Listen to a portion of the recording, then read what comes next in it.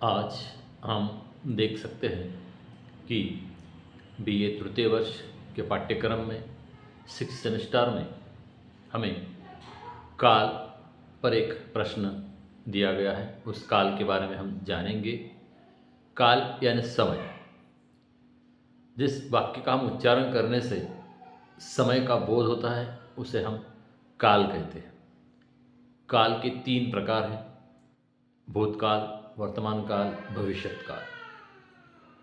लेकिन किस प्रकार उसका समय के साथ बोध होता है आज हमको देखना है। जैसे मैंने फल खाया, मैं फल खा रहा हूँ, मैं फल खाऊंगा। इन वाक्यों से खाना क्रिया का अलग अलग समय हमें मालूम होता है।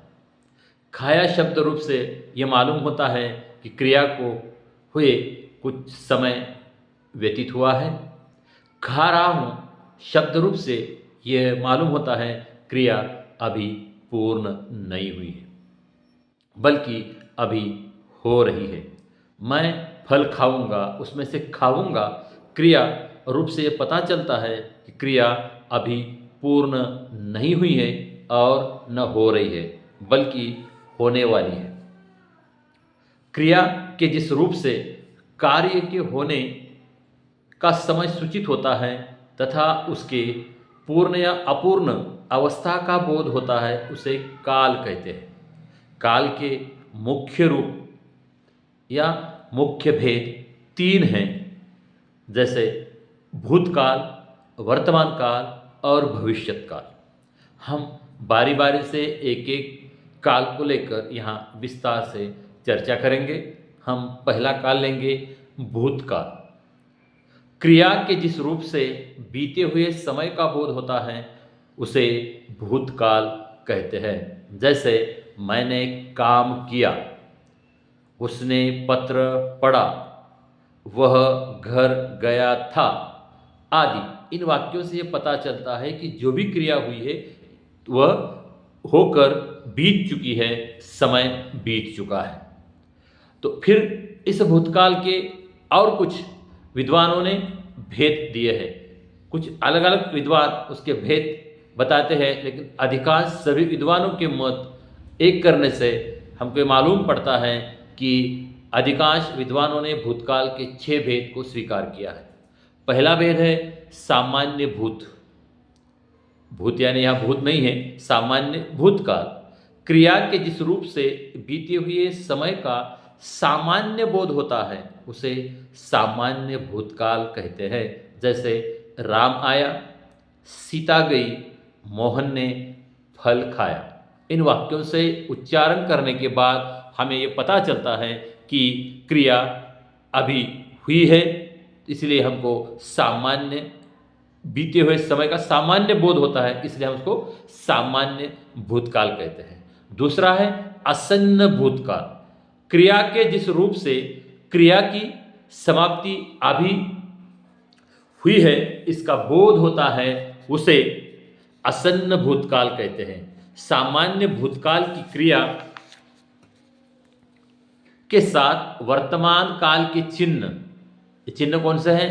हूँ, है, हो, ये लिंग एवं वचन के अनुरूप जोड़ने से आसन्न भूतकाल का रूप बनता है। जैसे राम घर से लौटा है, वह स्कूल से आया है, मैंने भोजन किया है। तो इसे आसन्न भूतकाल का हमें पता चलता है। तीसरा भेद है पूर्ण भूतकाल, यानी क्रिया पूरी हुई है। जैसे क्रिया का वह रूप जिससे ये बोध होता है कि क्रिया को हुए बहुत समय व्यतीत हो चुका है या बीत चुका है, ऐसे में उसे हम पूर्ण भूतकाल कहते हैं। सामान्य भूतकाल के साथ लिंग वचन के अनुरूप था, थी, थे, थी जोड़ने से पूर्ण भूतकाल के रूप बनते हैं। उदाहरण के रूप में हम देख सकते हैं, जैसे मोहन आया था, राम ने मोहन को मारा था।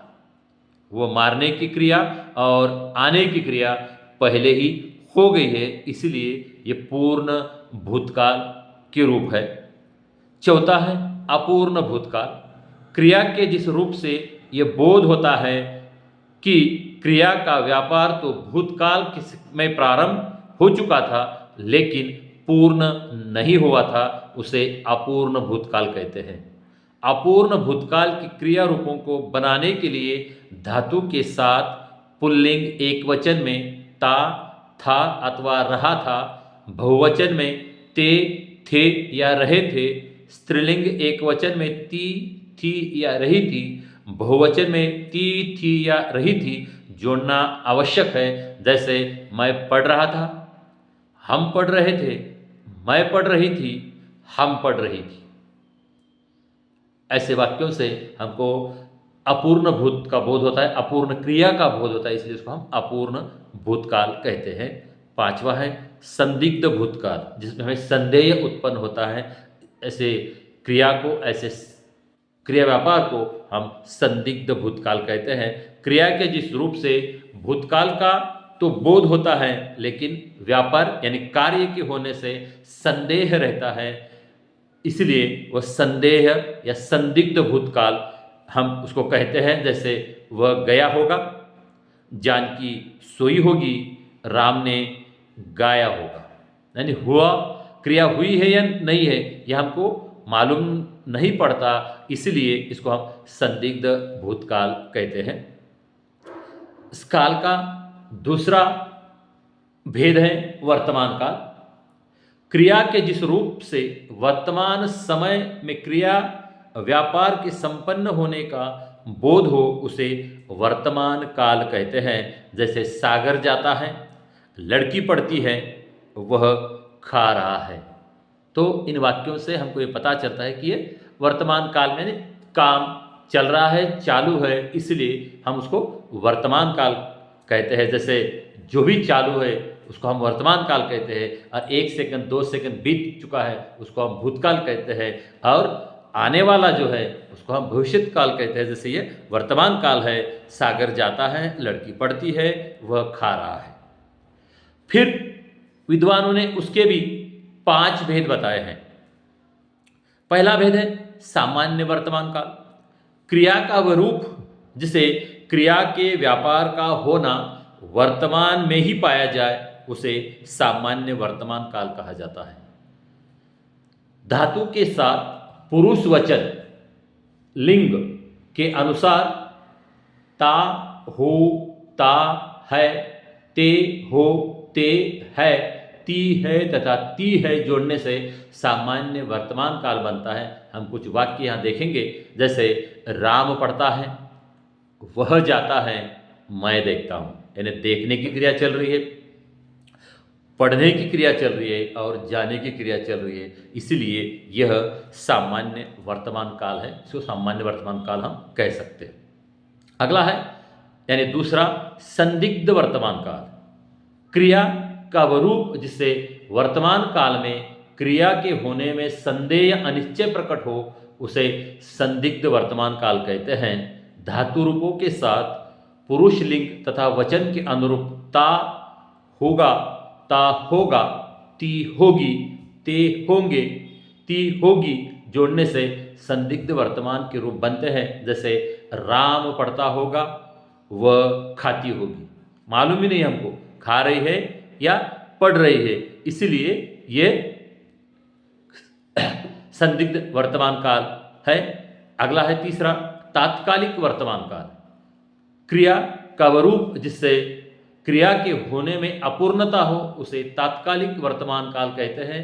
धातु रूपों के साथ पुरुष लिंग एवं वचन के अनुरूप रहा हूं, रहा हो, रहा है, रही है जोड़ने से तात्कालिक वर्तमान काल बनता है। जैसे मैं पढ़ रहा हूं, वह खा रहा है, वे लोग जा रहे हैं।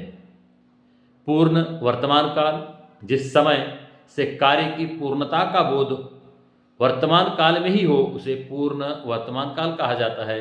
जैसे राम ने पुस्तक पढ़ी है, मैंने कार्य कर लिया है। इन वाक्यों से हमें पता चलता है कि क्रिया पूरी हो गई है, इसलिए यह पूर्ण वर्तमान काल का रूप है या भेद है। और आखिरी और 5वां भेद है संभाव्य वर्तमान काल। जिस समय से वर्तमान काल में ही काम पूरा होने की संभावना का पता चले उसे संभाव्य वर्तमान काल कहते हैं। जैसे वह गया हो, वह आया हो। यानी इन वाक्यों से हमारे मन में एक संदेह उत्पन्न होता है, क्रिया हुई है या होने वाली है या होगी भी या नहीं भी होगी, इसलिए हम उसको संभाव्य वर्तमान काल कह सकते हैं। और इस काल का तीसरा जो भेद है भविष्यत काल या भविष्य काल भी हम उसको कह सकते हैं। क्रिया के जिस रूप के आने वाले काल का बोध हो उसे भविष्यत काल कहते हैं। जैसे मैं खत लिखूंगा, रमेश जाएगा, कल हम गांव जा रहे होंगे। इन सभी वाक्यों से देखने के पता चलता है कि क्रिया अभी तो नहीं हुई है, होगी भी या नहीं मालूम नहीं है, इसमें संदेह है, इसलिए उसमें भविष्यत काल कहा जाता है। जैसे हम टीवी पर रोज न्यूज़ में सुनते हैं कल बारिश होगी या कल आकाश स्वच्छ रहेगा, तो इस प्रकार की बातें ये भविष्य काल में बोली जाती है। फिर उसके भी कुछ रूप, कुछ भेद विद्वानों ने बताया। इसमें 3 भेद बताए हैं। पहला भेद है सामान्य भविष्यत काल। क्रिया के जिस रूप से किसी कार्य व्यापार का आने वाले समय में होने की सामान्य सूचना हो उसे सामान्य भविष्यत काल कहते हैं। क्रिया के धातु रूप के साथ पुरुष लिंग और वचनानुसार गा गी गी जोड़ने से सामान्य भविष्यत काल रूप बनता है, होता है। जैसे राम पढ़ेगा, वह जाएगा, हम सिनेमा देखेंगे। यानी इन तीनों भी वाक्यों में संदिग्धता है, इसलिए ये सामान्य भविष्यत काल है। दूसरा है संभाव्य भविष्यत काल। क्रिया के जिस रूप से किसी व्यापार के आने वाले काल में होने की संभावना हो उसे संभाव्य भविष्यत काल कहते हैं। जैसे हो सकता है कल पानी बरसे, संभव है राम कल आए, भगवान करे कि वे सफल हो। यानी सब संभाव्य रूप में बताया जाता है, तो इसे संभाव्य हम भविष्यत काल कहते हैं। और तीसरा है हेतुमंद भविष्यत काल। इस काल में एक क्रिया का होना दूसरी क्रिया पर निर्भर करता है। जैसे अगर मैं कमाऊं तो घर बनाऊं, राम आए तो मैं जाऊं।